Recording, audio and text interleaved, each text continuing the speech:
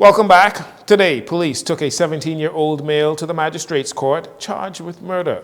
It is in connection with the shooting of a 23-year-old man on Friday, September 13th, back in 2024. That was in the area of West Street and Dorset Alley in the Bainstown community.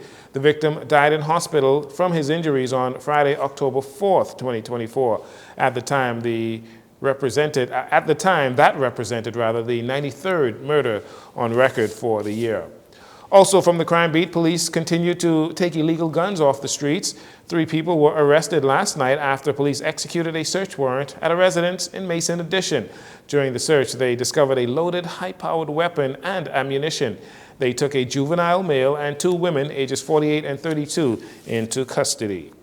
The Davis administration is facing a wave of backlash after Labor Minister Pierre Glover revealed that 491 retired public service officers have been reinstated and are receiving both pensions and salaries.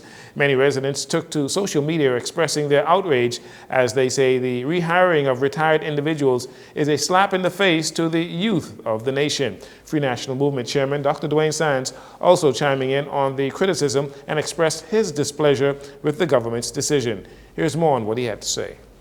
The PLP balling, blowing an even bigger hole in the budget by rehiring nearly 500 public officers with salary, pension, and benefits. That's right. Double dipping is back big time under the PLP, and this is disgraceful. And the country is outraged for good reason. Some of these people making $150,000 a year. Now let's talk common sense and good public policy. The F&M's general policy was that public officers should not get a salary and pension at the same time because the country cannot afford double dipping, and it's unfair. It's unfair to Bahamian workers in the private sector who don't double dip. It's unfair to public officers who only get a salary or a pension.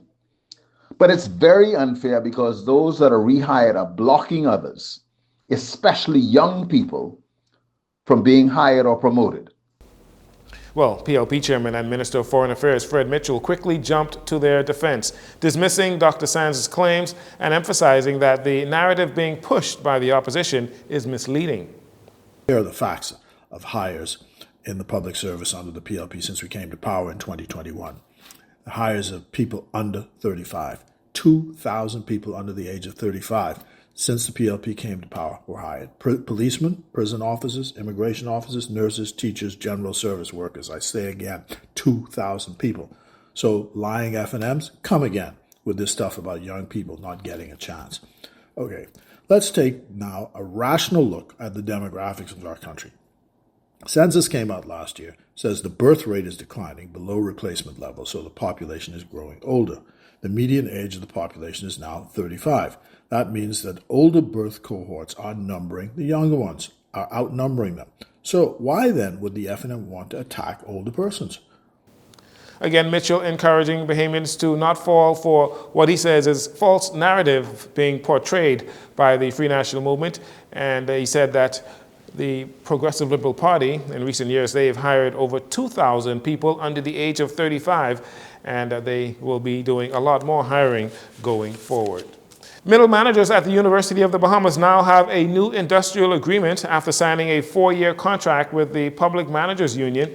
University of the Bahamas, the PMU officials, they signed an agreement for the period July 1st, 2024 to June 30th, 2029. The agreement has provisions for overtime compensation, financial agreements upon promotion, and a reduction in insurance premiums from 40% to 30%. Middle managers are also now entitled to professional leave valued at $6,000 to cover things like airfare, transportation, and per diem expenses. And for the first time, middle managers at UB who have completed their doctoral degrees will receive compensation in alignment with the terms of their agreement. And finally, In the midst of the recent public spat between the United States and China over Chinese influence here in the Bahamas, last week, Chinese ambassador to the Bahamas, Yan Zhirong, met with the Minister of Agriculture and Marine Resources, Jomo Campbell, along with Montez Williams, the Undersecretary in the Ministry of Agriculture, and the Chief of Economic and Commercial Affairs from the Chinese Embassy was also there, Pen Jing. The two sides exchanged views on strengthening experiences exchange, capacity building, and practical cooperation in the field of agriculture. The Chinese have also said that they would like to see increased trade between the Bahamas and China, especially when it comes to seafood. They would like to see more seafood exported from the Bahamas to China. That will do it for your JCN Evening News. Once again, I'm Jcn Saunders. Thank you so much for joining us. This segment of the news has been brought to you by Sun Oil Limited.